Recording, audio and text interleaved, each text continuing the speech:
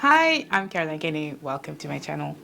So today I thought I'd talk about research design and the importance of designing in context.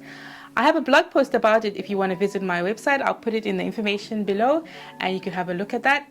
But I thought we'd just kind of talk about why it's important to design in context and what I've observed over the years when people do not design in context. What does it mean to design in context in the first place? So thinking about a project that you're going to do on how technology is influencing the way people actually book appointments in a hospital. So you probably would have experienced at some stage booking an appointment in a hospital, but when you book, do you really make those observations? So if you're conducting a study, whether it's a positivist or interpretive study, you want to go and immerse yourself in the environment to get to see what's happening, what are the pain points. Of course, you have to make sure you have ethical clearance on that. But what are the experiences of individuals? Or even as a researcher, try to become more aware of your surroundings, especially around the very topic you're conducting research on.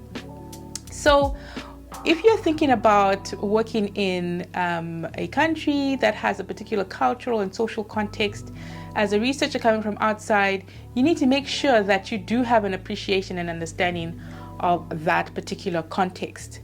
So if I give, for example, a lot of global development or digital development researchers that come from very Western context or North context, is what they say these days, would come into a country like maybe South Africa, and they really wanted to develop collaborations and conduct research in the area. So if you're going to do that, what does that mean then? There are particular ways that people engage and interact. There are particular ways you need to respect the way culture is practiced in an area, the way you actually introduce yourself, the way you immerse yourself into a particular space so that you can gain trust and relationship and people can actually truly engage with you.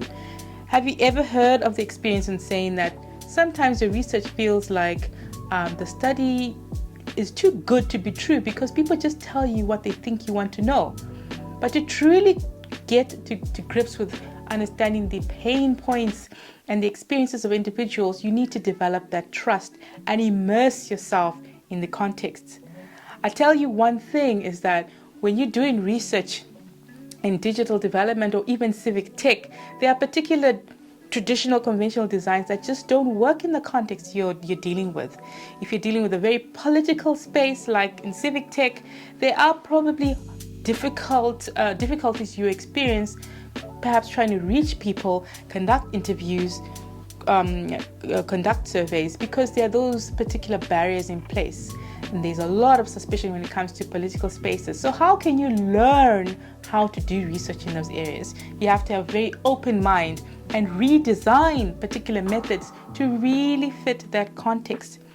When I was conducting research in the field of civic tech and digital development, I often found myself confused on which particular methodology worked best, and I couldn't particularly kind of frame it or squeeze it in a particular philosophical approach or a strategy.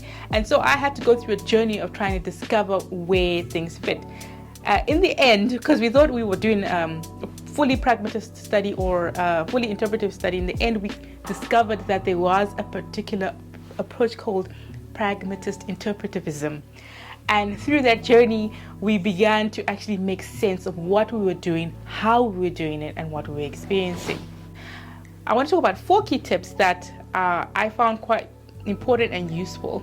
I've already spoken about engagement by immersion. To really understand what research design works best in your context, don't assume it. Make time and get into that space to understand what the pain points are. Most importantly, develop trust in relationships with your participants or people you're collaborating with, because then you will truly begin to understand the context you're working with, as they have the trust to actually share their knowledge as well as induct you in the way of engaging in a particular setting.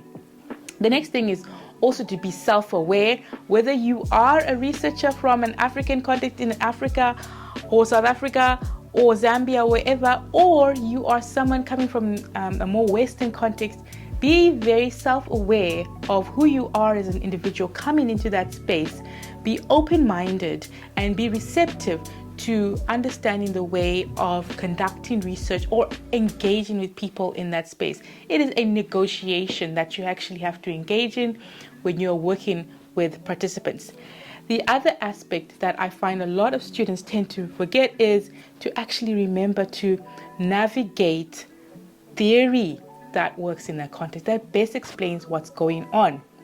We tend to find out the best way to do this is to immerse yourself in the context and then try to understand what is happening, what are the behaviors that you are observing. And then from there, try and explore theory that could best explain what's happening. In some cases, you'll find that theory is insufficient to explain because you're exploring a new area, but you can actually adopt different theories that could best give you a base to build on and build a foundation for your research study. And then finally, build your understanding. If that means developing a new skill to actually engage in that space and that environment, in that context, then do so. Do a short course, whether it's on UX design, whether it's on how to do strategy formulation, or even how to engage with particular social groups. Also, learning a language also takes you a long way in showing respect for the context that you are conducting your research study. So remember, it's not just about doing the PhD, doing the master's for a particular discipline. In my case, it's information systems.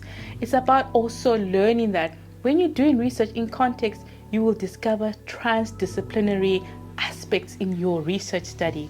And so you need to go and understand it and learn a new discipline, a new course that will assist you in understanding how to do the research in that area, but also how to actually develop results and findings that make sense and describe what you have been conducting your research on.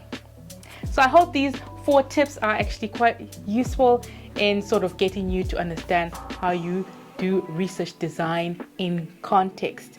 If you want more information or just want to read my blog, please do visit the link that I put in the information section of this video, and feel free to leave a comment or even contact me if you want to discuss your experiences and your challenges of doing research design for particular contexts.